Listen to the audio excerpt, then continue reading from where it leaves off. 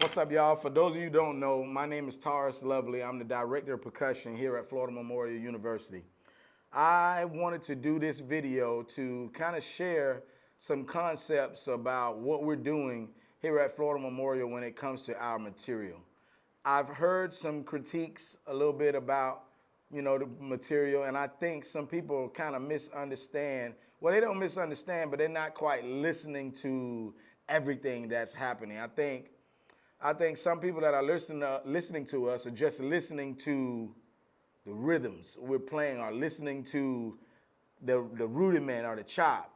And there's so much more that's going into the material that we're playing at Florida Memorial. So I wanted to do this video to kind of share and unveil a little bit about what we do here at Florida Memorial. So there's a few different ways that we approach writing in our material at Florida Memorial. It's one, maybe four approaches that I'll share with y'all right now. The first approach is one that everybody uses across the board, and that's a rhythmic approach.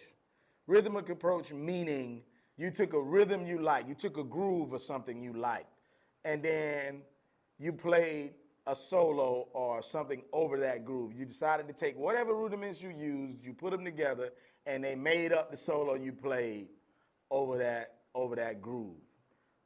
That's a rhythmic approach to coming up with your material.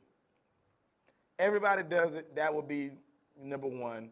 We do it, but I try to stay away from that as much as possible. I used to write like that many years ago, but now I use a different approach. I do use that, but that second approach, that's very important, that will help you guys out and help you understand what we're doing at Florida Memorial. We use a melodic approach. Melodic approach meaning the line that you hear in the group play, it was not necessarily a rhythm I heard on some drums or something like that. It was probably a melody that I heard from a bass player, or a melody that I heard from a piano player or a saxophone player.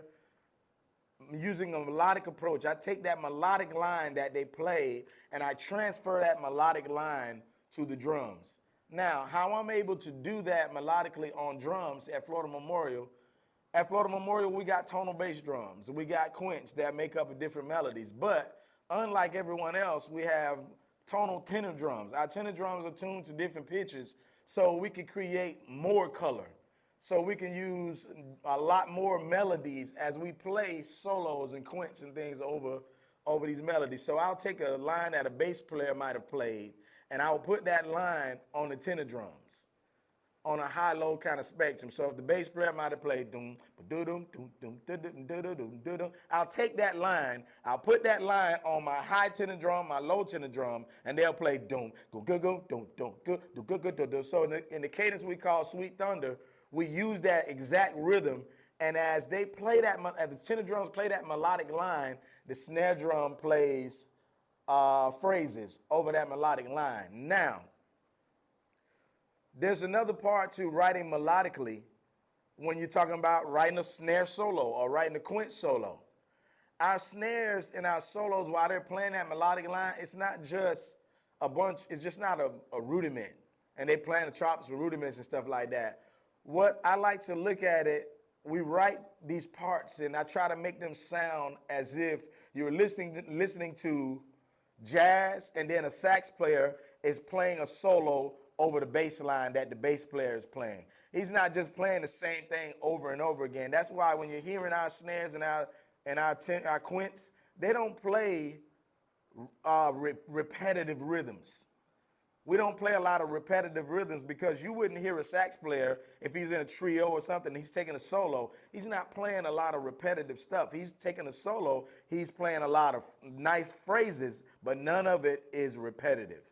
So if you're listening to us, listen for a melodic line to be played, like a bass line, and then my snares and my quints taking solos, and even the tonal bass drum is going to take a solo, but that solo is going to be written in phrases. It's not going to be, we're not thinking about the rudiment we're playing. We're thinking about the phrase and making a melodic shape with the snare parts. Okay, so that's enough about the melodic way of doing it. I hope that helps you guys out. Go listen to other instruments. Listen to the saxophone, the bass, the piano. Find a melodic line, a singer. A singer might have sung a line that you like. Take that line, put that line over the drums, and build the cadence or build a certain part of the cadence melodically. All right, so a third one that we use at Florida Memorial that I know a lot of people probably don't even think about, and that's taking a genre of music and using that genre of music to make up the style in which you're playing this cadence in. We have a cadence called checkmate. At the end of that cadence, we go into a heavy metal rock beat, and the snares are playing, they're playing some diddles and stuff over this heavy metal rock beat. And so now you got heavy metal mixed with drum chops. We got a cadence we call Afro-Cuban, where we're playing tons of Latin rhythms, and then over those Latin rhythms, you are hearing drumline chops. You know, you're hearing Mozambique, you're hearing a whole lot of Wa-Wan-Go, you're hearing the claves, you're hearing a whole lot of stuff in that cadence. You're hearing authentic reggaeton grooves in that cadence, and we're playing the drumline chops over a genre of music. It could be rap, it could be gospel, it could be Latin jazz, it could be straight ahead jazz. Just find a genre of music that you like and build drumline chops and then make your cadence over that genre of music. This is gonna help a lot of cadences to not sound the same. We can play 9 different cadences back to back, and we'll have 9 different sounds and 9 different ideas because we take genres of music and we mix them to make, to come up with what we play. I'm a drum set player, so most of what we're playing, even our snare solos, before I write a snare solo, if I got a snare solo idea, I'll sit at the drum set and I will improvise something. I will improvise something at the drums, and then I would turn that improvisation into just one snare solo. So Anna Cornelis, she plays certain grooves, and then she starts to mess with the subdivision of that groove. And we like to do that inside of our cadences. And I think this is where some people kind of say they don't understand what we're playing, or it sounds like Chinese or something like that. And what it is just, if the time is here,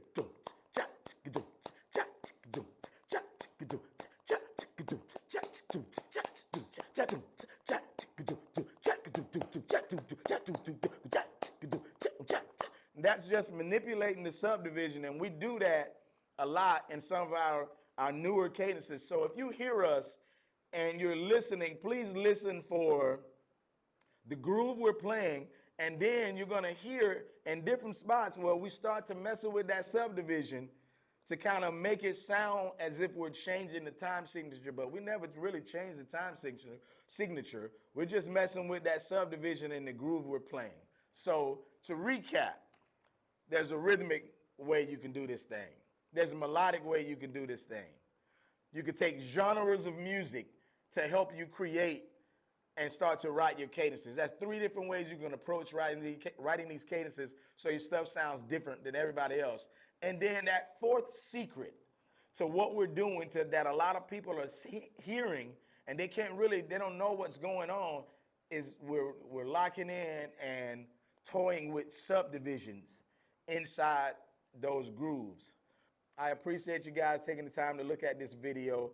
I hope these different approaches help you out in your writing. Suicide Squad will be coming to a city near you, and if we are there, make sure you are there. Peace.